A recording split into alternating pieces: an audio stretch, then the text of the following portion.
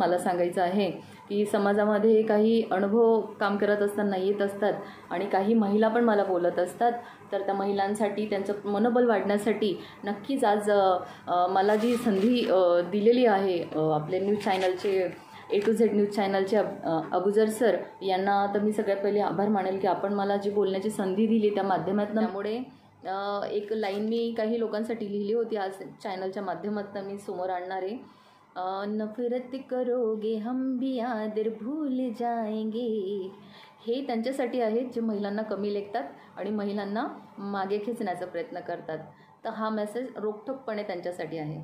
नफरत करोगे हम भी आदर भूल जाएंगे. नफरत करोगे हम भी आदर भूल जाएंगे. जो चाहते हो तुम उसी पे तूल जाएंगे. जो चाहते हो तुम उसी पे तूल जाएंगे. और प्यारा है तुम्हें स्वर्ग तो तुम शौक से जाओ. प्यारा है तुम्हें स्वर्ग तो तुम शौक से जाओ. हम भीम की औलाद है मैदान ना छोड़ेंगे. हम भीम की औलाद है मैदान ना छोड़ेंगे. जय भीम. सर्वांना पुन्हा एकदा महिला जागतिक दिनानिमित्त खूप खूप शुभेच्छा. धन्यवाद.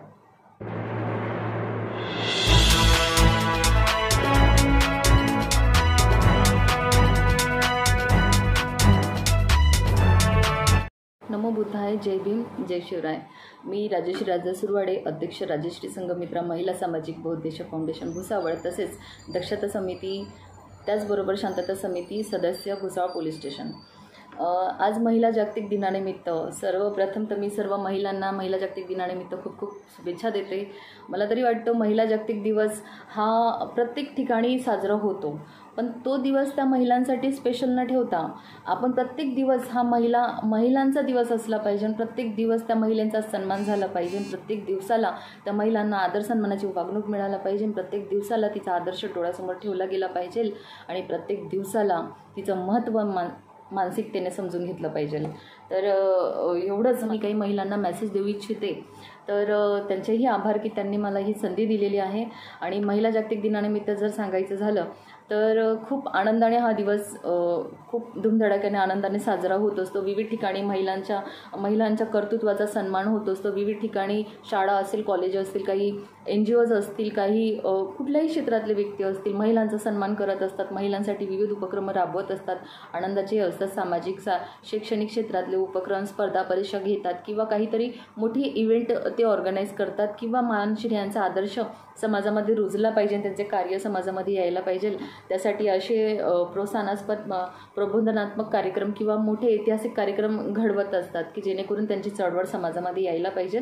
तर जेणेकरून यातनं महिलांना एक प्रेरणा मिळेल की त्या काळातही महिला अशाच हिमतीने संघर्षमय जीवन त्यांचं होतं आणि ते त्यांची इतिहासामध्ये नोंद आहे. तर ही एक गर्वाची गोष्ट आहे. असाच मी एक मेसेज सर्व महिलांना देऊ इच्छिते आज की आपण ज्या क्षेत्रात काम करतो, आपण कुठलंही क्षेत्र असू द्या, तर त्याच्यामध्ये आपण एकदम जिद्द, चिकाटी, मेहनत आणि लगन आपले कंटिन्यू त्या गोष्टीत असली ना तर आपल्याला आपल्या कामामध्ये रोखू कोणीच शकत नाही.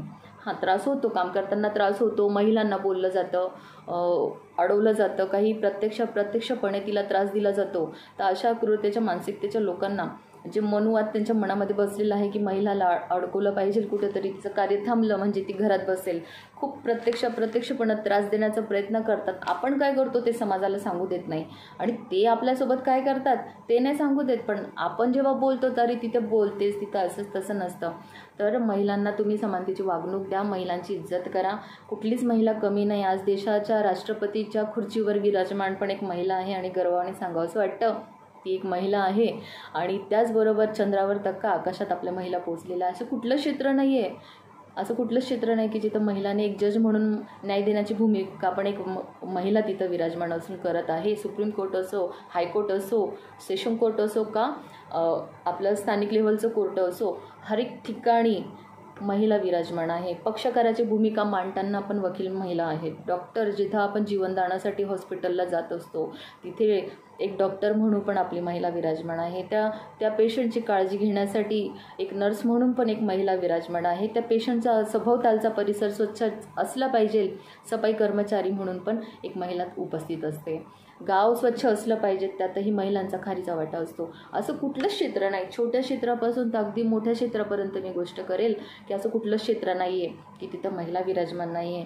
आज जर तुम्ही बघितलं की आधीच्याही इतिहासामध्ये चूल आणि मूलमध्ये महिलांचं जीवन समर्पित होतं, पण त्यांची दखल महापुरुषांनी घेतली. महापुरुषांच्या माध्यमातून चळवळ उभी झाली. फुले दाम्पत्याच्या टायमाला जेव्हा त्यांचं अस्तित्व होतं त्या टायमाला महिलांची काय व्यवस्था होती. चूल आणि मूळचं जीवन होतं, सतीप्रथा होती. तिचा नवरा वारला तर त्या चितेवर महिलेला पण अग्निडाव दिला जात होता, जिवंतपणी तिला अग्निडाव मिळत होता. तिचा नवरा जर वारला केशकपन प्रथा होती, सतीप्रथा होती.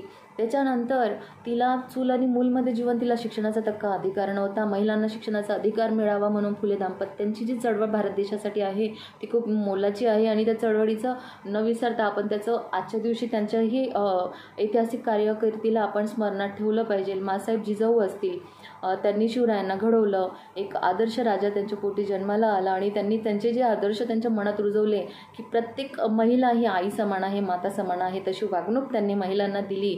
त्याचबरोबर जर सावित्रीबाईंचा संघर्ष तुम्ही बघितला असेल तर शिक्षण त्यांनी चळवळच घरातनं सुरू केली. महिलांना अधिकार नव्हता, महिलांना कसं शिकवणार, कोण शिकवणार. तर महात्मा ज्योतिबा फुले यांनी सुरुवातच आपल्या घरातनं केली. त्यांनी सावित्रीबाईंना शिक्षण दिलं, त्यांनी शिक्षणात त्यांना माहीर केलं. आणि त्याचबरोबर पुणेमध्ये भिडेवाडा येथे त्यांनी मुलींची पहिली शाळा सुरू केली. त्या शाळेमध्ये सावित्रीबाई फुले ह्या पहिल्या भारतातल्या पहिल्या मुख्याध्यापिका होत्या आणि शिक्षिका पण.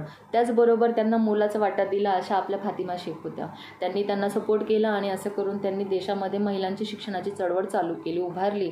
आज तुम्ही बघितलं तर आज शिक्षणाच्या अभावी, आज शिक्षणामुळे किती विविध क्षेत्रामध्ये विराजमान महिला झालेल्या आहेत. हे आपल्या महापुरुषांचंच योगदान आहे.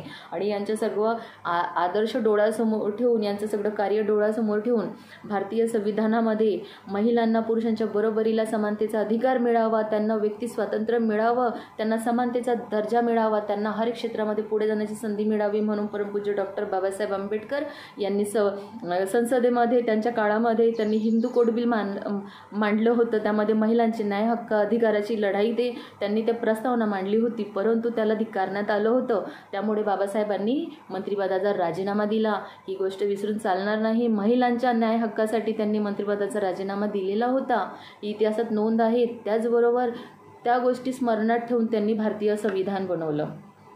संविधानामध्ये त्यांनी मूलभूत अधिकाराच्या बाबतीला, आज मेटर्निटी लिव्ह असेल, महिलांना समानतेचा अधिकार असेल, आज पुरुषांच्या बरोबरीला हर एक क्षेत्रामध्ये महिला समान आहे. मी तर म्हणेन समान नसून आज महिलांना जी संधी मिळाली ना, महिला त्या संधीच्या पण पुढे गेलेल्या आहेत. हर एक ठिकाणी क्षेत्रात महिला पोचलेला असं कोणतं क्षेत्र नाही की जिथं महिला नाही आहे. त्यामुळे आपल्या बाबासाहेबांचं पण खूप मोठं योगदान आहे महिलांच्या बाबतीमध्ये. तर असाच आपल्या महापुरुषांचा आदर्श डोळ्यासमोर ठेवून, आपल्या महापुरुषांचा आदर्श डोळ्यासमोर ठेवून आपल्या समाजातल्या हर एक महिलांचा सन्मान आपल्या समाजातल्या घटकांनी केला पाहिजे. काही लोकांची मानसिकता अशी बघायला मिळते की ही महिलाही करू शकत नाही, हिला कसं डावळता येईल, हिला कसं थांबवता येईल. तिला प्रत्यक्षपणे आजही समाजामध्ये त्रास दिला जातो. तिच्या कर्तृत्वावर शंका निकोशा केल्या जातात. तिला ते अडवू शकत नाही, तिला ते थांबवू शकत नाही. पण एखादी महिला जेव्हा जिद्दीने काम करते तर शेवटचा प्रयत्न त्यांचा असतो की तिच्या अस्तित्वावर ते लांछन उचलतात. तिला बदनाम करण्याचा प्रयत्न करण्याची ही त्यांची शेवटची चाल असते. तरी पण महिलांनो, मी तुम्हाला एकच सांगेल, तुमच्यासोबत किती जरी प्रसंग घडले, आपण ज्या क्षेत्रात काम करते ते क्षेत्रामध्ये अशांच्या जिद्दीवर तुम्ही अजून जोमाने काम करायचं. त्यांच्या धाकाने आपण पळू जायचं नाही, मैदान सोडायचं नाही. इतिहासापासून नोंद महिलांची, ती लक्षात ठेवायचं.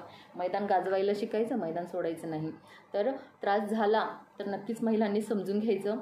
त्रास झाला याचा अर्थच असा असतो की आपण कुठेतरी प्रगती प्रथावर आहे आणि काही समाजकंटकांना ते सहन होत नाही आपली प्रगती, म्हणून ते त्यांचे प्रयत्न आपल्यासाठी मागे खेचण्याचे असतात. त्यासाठी असं महिलांनी नाराज न होता अशा वेळेस महिलांनी एक स्वतःला स्टेबल केलं पाहिजे की यार मी कुठेतरी चांगलं करते, म्हणजे एक पॉझिटिव्ह गोष्ट माझ्यासोबत येते. जेव्हा आपण चांगलं काम करतो तेव्हा ना कावडे कावकाव करतात, त्या कावड्यांकडे आपण लक्ष द्यायचं नाही. आपण प्रगती करायची, पुढं जायचं, आपल्या क्षेत्रात आपलं नाव कमवायचं. आणि क्षेत्र कुठलंही असो, जिद्द चिकाटी आत्मविश्वासाच्या बळावर तुम्ही हर एक गोष्ट सिद्ध करू शकतात. अशी कोणतीच गोष्ट नाही की ती महिला करू शकत नाही.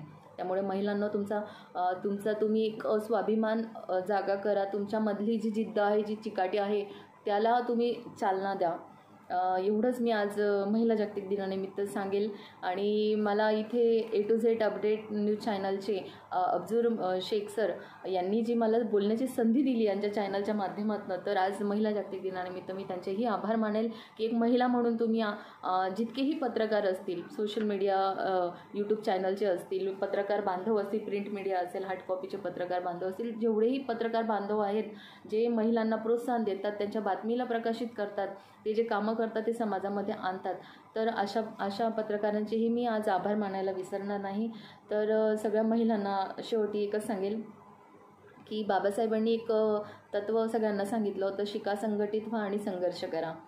शिक्षण हे वाघिणीचं दूध आहे, जो प्राशन करेल तो गुरगुरल्याशिवाय राहणार नाही. त्यामुळे ज्याही महिलांचं शिक्षण राहिलेलं असेल, वयाची मर्यादा न लक्षात ठेवता आपण शिक्षणात पुढे या, आपल्याला आवडेल त्या क्षेत्रामध्ये आपण करिअर घडवा. याच्यामध्ये तुम्हाला जी आवड असेल त्याच्यामध्ये तुम्ही नक्कीच पुढे यायला पाहिजे. आवड असल्याशिवाय आपण ती गोष्ट करू शकत नाही. त्यामुळे एक लाईन मी काही लोकांसाठी लिहिली होती, आज चॅनलच्या माध्यमातून मी समोर आणणार आहे. नफरत करोगे हम भी आदर भूल जाएंगे. हे त्यांच्यासाठी आहेत जे महिलांना कमी लेखतात आणि महिलांना मागे खेचण्याचा प्रयत्न करतात. तर हा मेसेज रोखठोकपणे त्यांच्यासाठी आहे.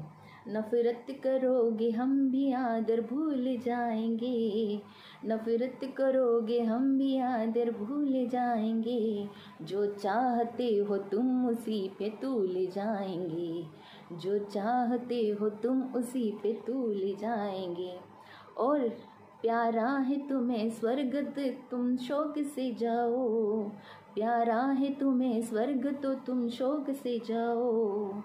हम भीम की औलाद है मैदान ना छोड़ेंगे, हम भीम की औलाद है मैदान ना छोड़ेंगे. जय भीम. सर्वांना पुन्हा एकदा महिला जागतिक दिनानिमित्त खूप खूप शुभेच्छा. धन्यवाद.